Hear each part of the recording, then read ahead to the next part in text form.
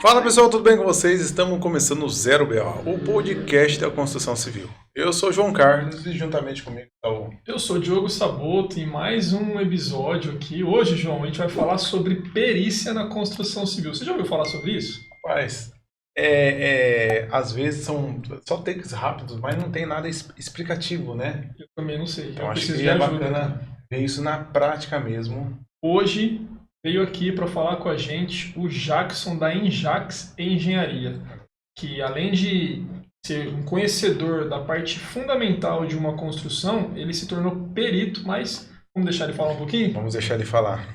Jackson, Seja bem-vindo, Jackson. bem-vindo, obrigado pela participação em mais um episódio. Ele já esteve com a gente aqui, né, João? Sim, Há um sim. tempo atrás. Descarregou muitas informações. E agora a gente vai falar sobre perícia. Cara, fala um pouquinho para mim o que é um perito nessa área da construção civil.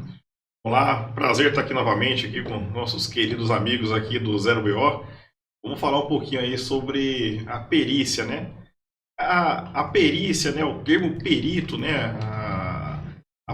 O termo perito nada mais é que um expert, né? A própria legislação, ela entende o perito como um expert em determinado assunto. Não necessariamente ele precisa ser um profissional habilitado com uma graduação, uma pós-graduação, né? Mas ele tem que ser especialista ou ter uma bagagem ali numa determinada especialidade. Então você tem N tipos de perito dentro aí do Brasil, né? Enfim, tem perito aí, médico perito, engenheiro perito, enfim. E a minha especialidade é a perícia na engenharia, né? Engenheiro civil e perito, né? As pós-graduações nessa parte diagnóstica, né? Essa parte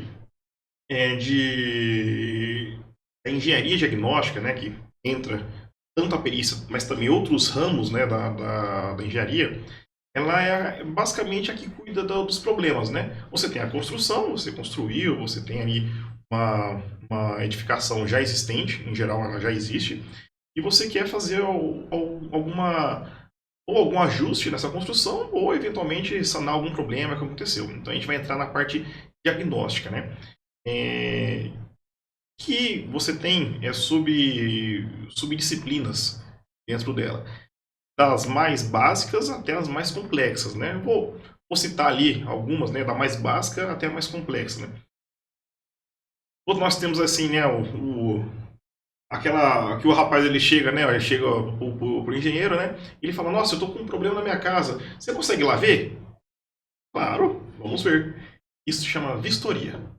A vistoria é isso mesmo. É o profissional, né, o engenheiro, né? Que seja chegar ali e ver o problema. Ele não vai diagnosticar, ele não vai falar o que aconteceu ali, né? Afinal de contas, você tem que ter mais bagagem, né? Para você conseguir falar isso. Então ele vai ver. No máximo vai tirar algumas fotos e fazer um laudo de vistoria. Um relatório de vistoria, depende do nome. Só para ter um nome bonito que usa, né? Para você perpetuar aquele registro, né? Você salva aquelas imagens e com qualquer tempo futuro você consegue trazer essa imagem de volta e ver ali como é que estava anteriormente, né? Então a gente tem a vistoria. Um ponto depois dessa, né? Um nível mais elevado, nós temos a inspeção. O que é inspeção? Eu não só estou vendo, eu estou avaliando alguma coisa. Então eu fui na casa, deu um problema, né? Deu um problema numa viga, enfim. Eu vou inspecionar ou essa viga especificamente, então eu vou trabalhar aí com alguns requisitos mínimos, né? Medir, avaliar o tamanho da fissura ou não, ou fazer uma inspeção na casa se ela estiver boa, tentar identificar alguns problemas que possa ter nessa casa, né? Então a gente chama isso de inspeção. Existe uma norma, né, que mostra o passo a passo para a gente fazer essa inspeção. Então qualquer residência ou que seja prédio, né, você tem um roteiro a ser seguido.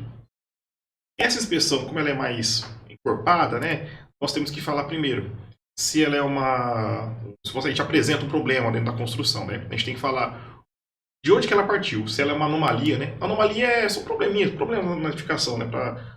Tem muitos termos, né? A parte da perícia ela tem muitos termos que acaba fugindo um pouco da normalidade, né? Então nós temos aí dentro da inspeção a gente tem a parte endógena. Endógena é um problema que aconteceu ou durante o projeto ou durante a execução. É tudo que acontece ali durante a execução, desde projeto, concepção até execução.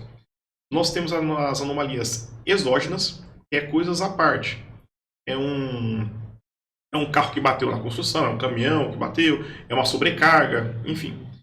Nós temos também as falhas, que é o material, ele não aguentou aquilo que ele era previsto. Então você colocou lá uma viga, fez toda ali a parte, né, o material certo, calculou certo, tudo certo, mas o material não aguentou.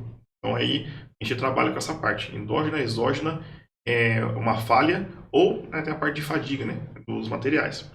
E se aquele problema, né, ele é um problema grave, né, crítico, médio ou regular, a gente consegue classificar isso, né, de um problema dentro da construção. Também, dentro da inspeção, nós temos que fazer uma regrinha, são 3 itens, né? Nós temos que fazer a anamnese, é um termo parecido com a medicina. A anamnese é você pesquisar, entender o porquê daquele problema, né? É você perguntar para o cliente, é você identificar aí talvez os possíveis causadores disso, né? Nós temos também que fazer o prognóstico. O que é isso? É você falar o que vai acontecer se você não resolver aquele problema. Se você não sanar o problema da viga, o que pode acontecer, né? Pode cair, machucar alguém, enfim. E uma recomendação que você tem que fazer. A inspeção, ela tem que ter todos esses itens, independentemente do tamanho dela, se é uma inspeção de uma casa, ou se é uma inspeção geral de um prédio, ou se é uma inspeção de recebimento de obra, enfim, ela tem que ter isso. A caracterização da inspeção é isso. E claro, tem os graus de inspeção, que o 1 ele é visual, o 2 você tem uma parte aí de fazer alguns testes não destrutivos, né? E o grau 3, né, que seria a parte mais difícil, né? Que você tem que romper alguma coisa para você inspecionar um pouco mais a fundo, né? Fazer ensaios, né, mais aprofundados, tá?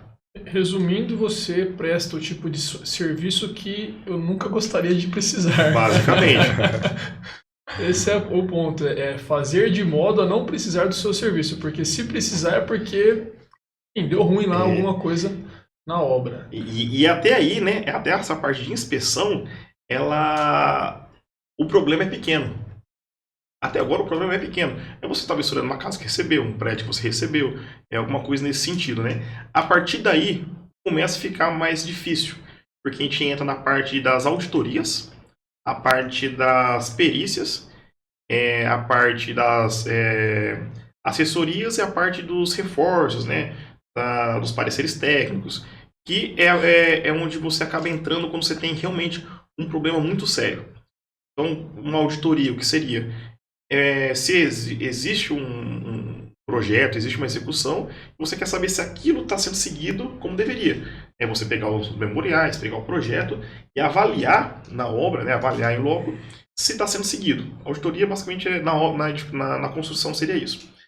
Depois disso, um grau mais acima, nós temos a perícia, propriamente dita a perícia, que a perícia ela responde perguntas.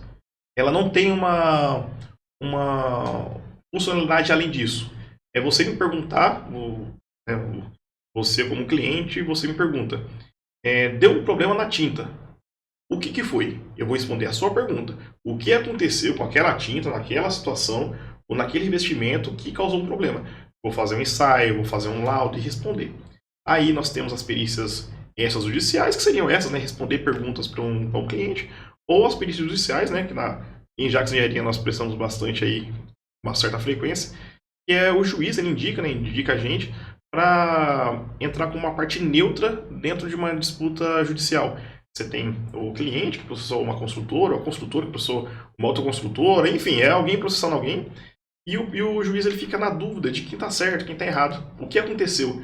Aí ele chama os peritos, nós peritos, para responder essas perguntas. A pergunta dele, se aquilo realmente faz sentido ou se não faz, e caso precise, ir na obra, ir na edificação e fazer ali a famosa perícia do local. Entender, se tiver que calcular, tem que calcular, se tiver que fazer ensaios, tem que fazer extração de testemunho, fazer ensaio de concretagem, enfim.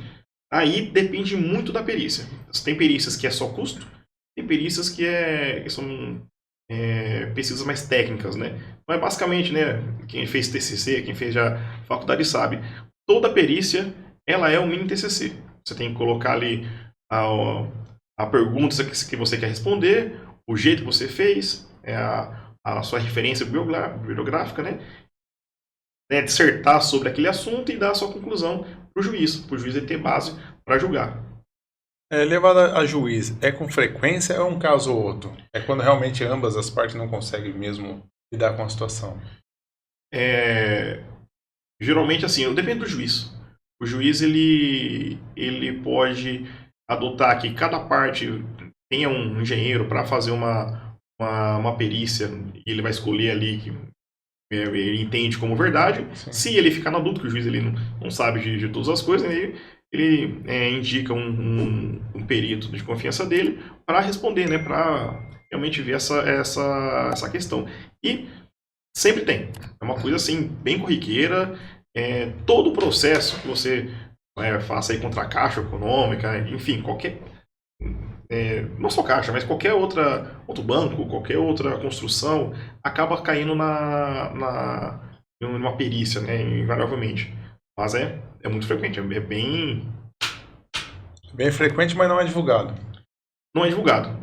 Mas todo mundo que já processou alguém por conta de alguma coisa, ele sabe que ele já teve o desprazer de ter os honorários do perito ali. Então, para tentar um resumo aqui, a perícia obrigatoriamente ela precisa entregar uma resposta, um laudo. Sim. O causador desse problema foi isso.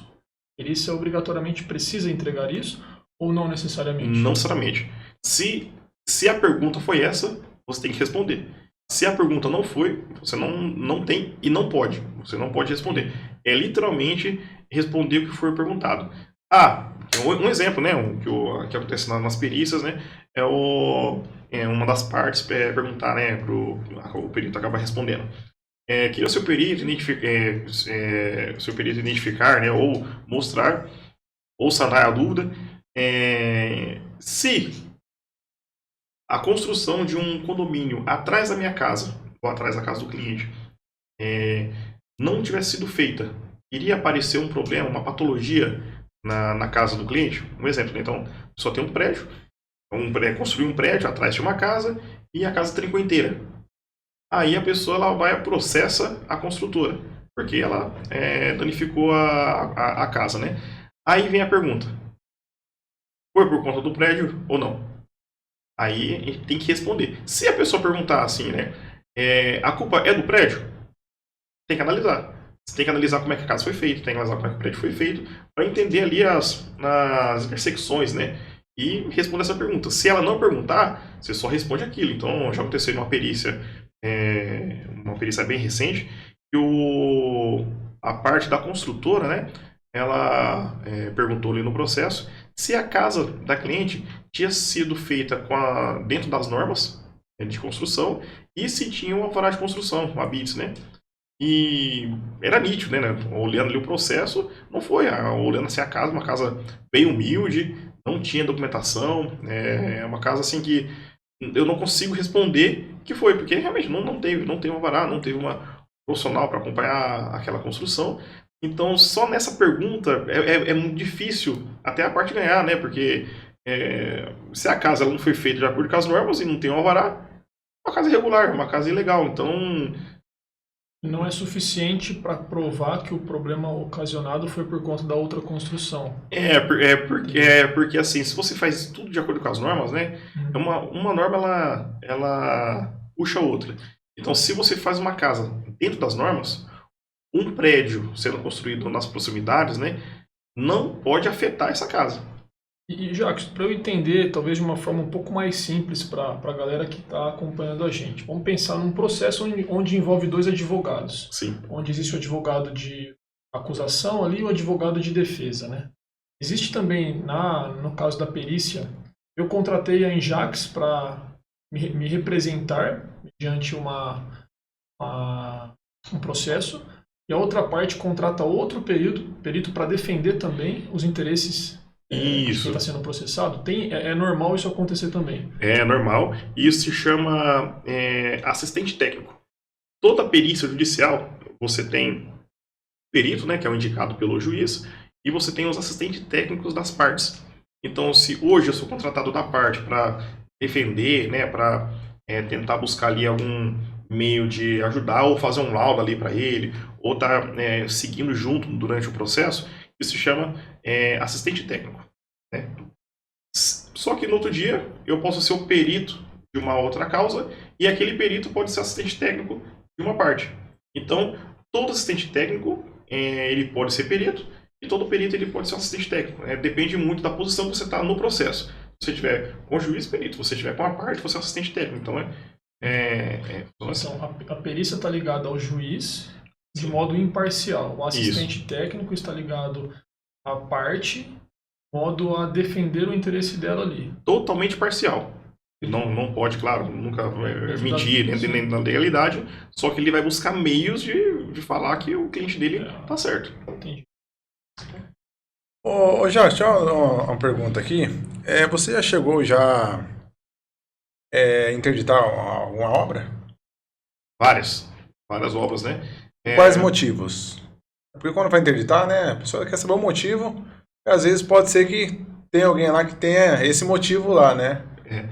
Resumidamente, né, a grande maioria das vezes, pelo menos nas últimas 5 que já aconteceu comigo, foi depois de chuvas fortes, né, chuvas torrenciais, né, você acaba tendo um problema mais acelerado na parte de fundação, né, o adensamento ali do solo, você acaba, se a construção ela não foi calculada, não foi bem estabelecida, você tem uma aceleração ali na movimentação de solo. Isso acaba gerando trincas, fissuras, rachadura na casa, né? Então, diversas vezes já me ligaram, tem como você vir aqui para dar uma olhada na casa. Eu chego na casa, eu vejo que não tem condição nenhuma de recuperação e já falei, sair da casa. Não tem o que fazer, não vou te cobrar visita nem nada.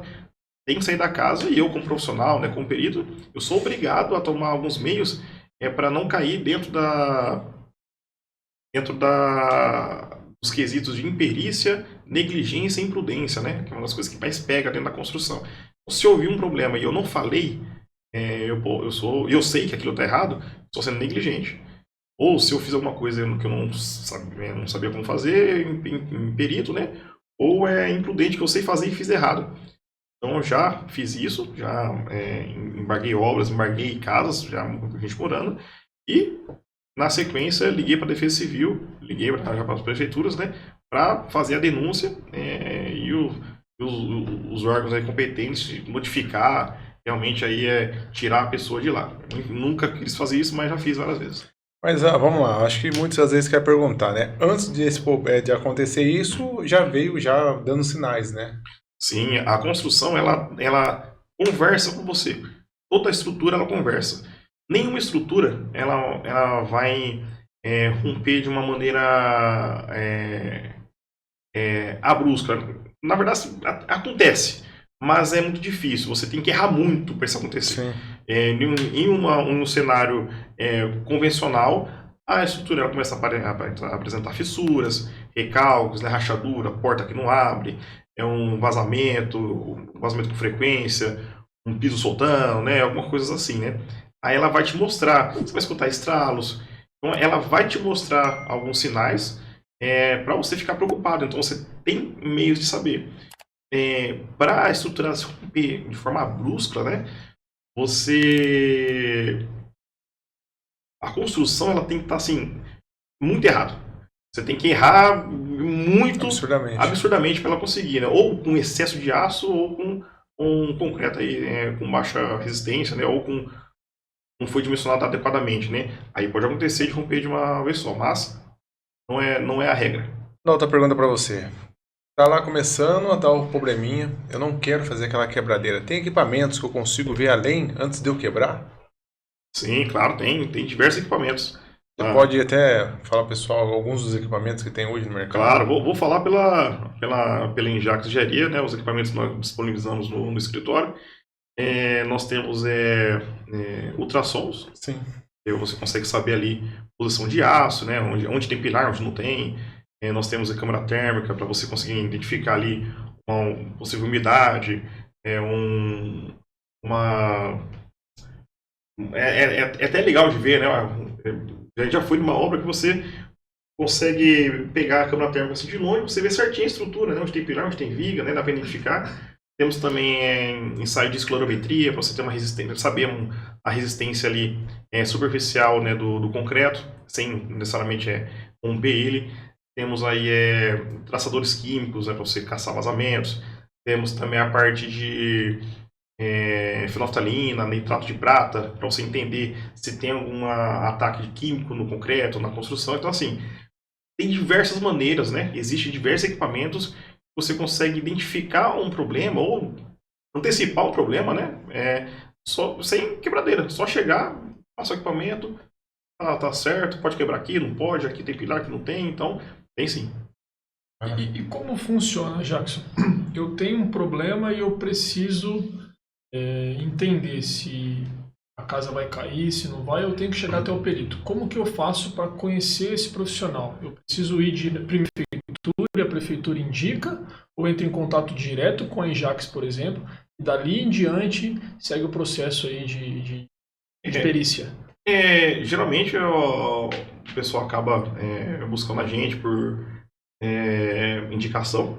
Então, assim, tem diversos engenheiros no mercado, então o pessoal sabe que nós fazemos esse serviço, o pessoal acaba indicando a gente por conta da expertise, né, de efetuar ali a melhor maneira.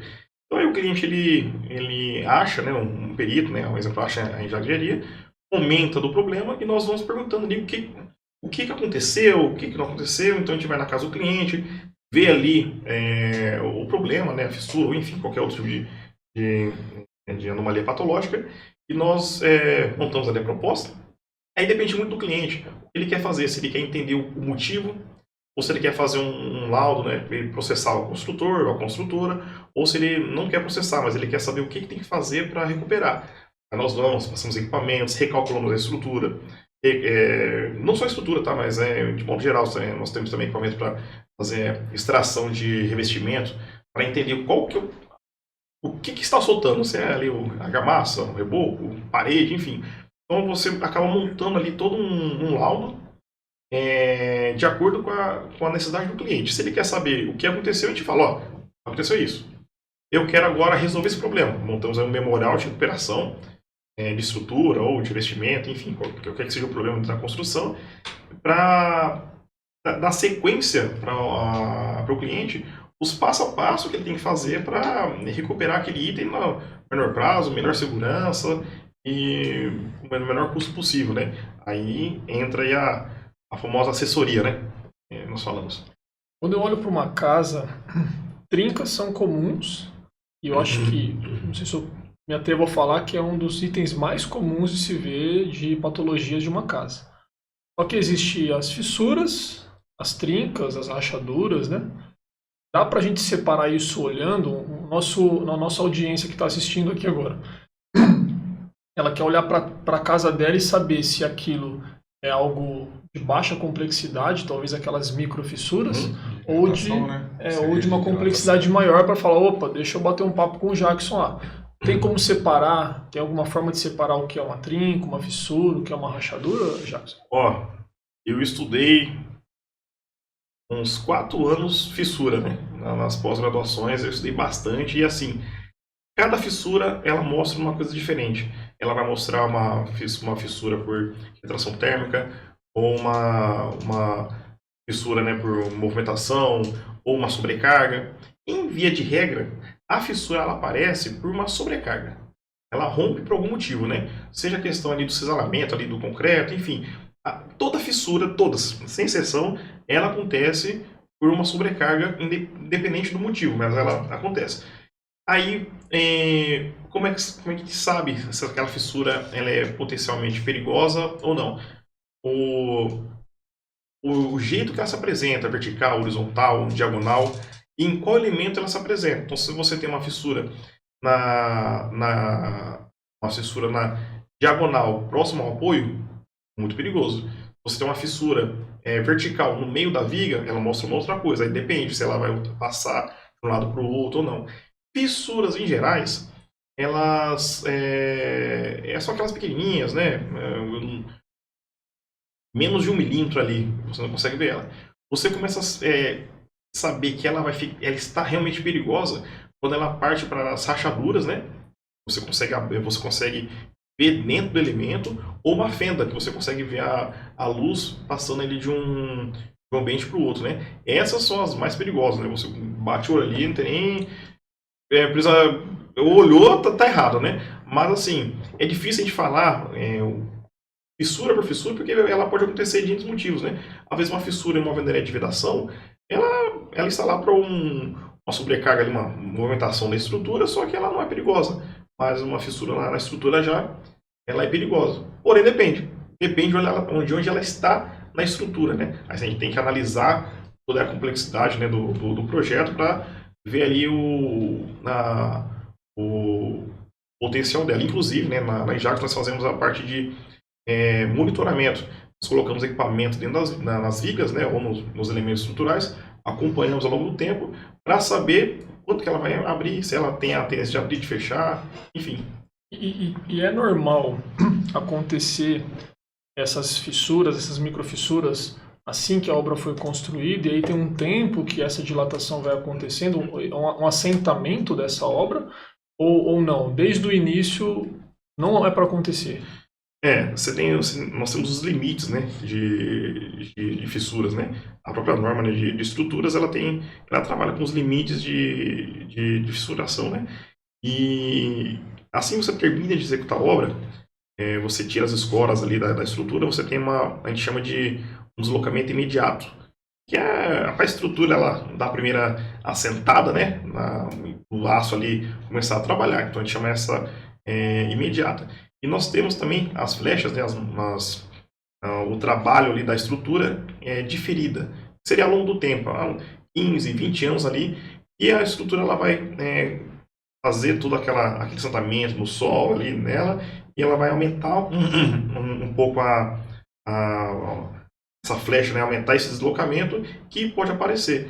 Então é comum você ter casas que tem fissura de imediato, você passa anos sem ter fissura, 15, 20 anos, 25, as fissuras aparecem de novo, por causa dessa movimentação no início e no final.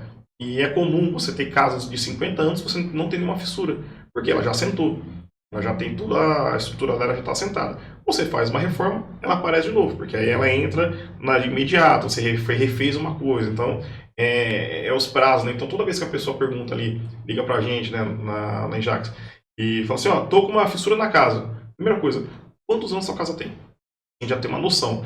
Se a casa tem 2 anos de construída, preocupante, vamos analisar. Não era para ter acontecido isso. Mas se a casa tem 30 anos e apareceu uma fissura, já deu tempo, né? A gente já começa a ir trabalhar no prazo. Isso aí. Então, pessoal, vocês estão acompanhando, né? Mais um podcast aqui que realmente tá muito prazeroso de ouvir todas essas informações, né, Diogo? Eu espero encontrar com o Jackson só aqui, viu? Só aqui, não tem problema. Mas se você tá tendo esse problema aí e quer chamar o Ajax aí para tá indo aí, dar uma olhada, fazer uma vistoria, vamos depois deixar o contato aqui para você estar chamando ele aí, né? Realmente se resguardar antes que o pior aconteça, né?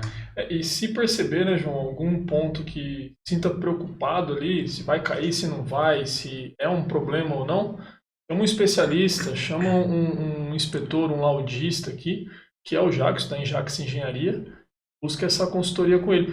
Uma pergunta que veio agora, dá para fazer isso de modo online, Jackson? Assim, o cara lá de longe, do outro estado, precisa de um suporte. Inicialmente dá para ser feito de modo online ou não? Toda inspeção você obrigatoriamente tem que estar presente lá. Para entender o problema, né? Eu até aconselho ligar, fazer videochamada, mandar fotos, né? A gente tem uma ideia do que pode estar acontecendo, né? Mas é a famosa anamnese, como eu já comentei, né? É aquela pesquisa que vai desde isso, né? Mas em uma perícia, para realmente fazer o laudo, é obrigatório estar no local. Ou se você tem muita matéria para você analisar. Ensaios, né? Se a pessoa for lá extrair de prova, enfim, e mandar para a gente, também dá para fazer. Mas, em via de regra, o ideal mesmo é presencial. O pessoal hoje vai estar olhando as trincas lá para ver se está abrindo, né? Amanhã passa de novo para dar uma olhada. Será que abriu? Tomara que não veja do outro lado. Se né? viu do outro lado, já liga. Aí liga, que deu ruim. Liga que deu ruim.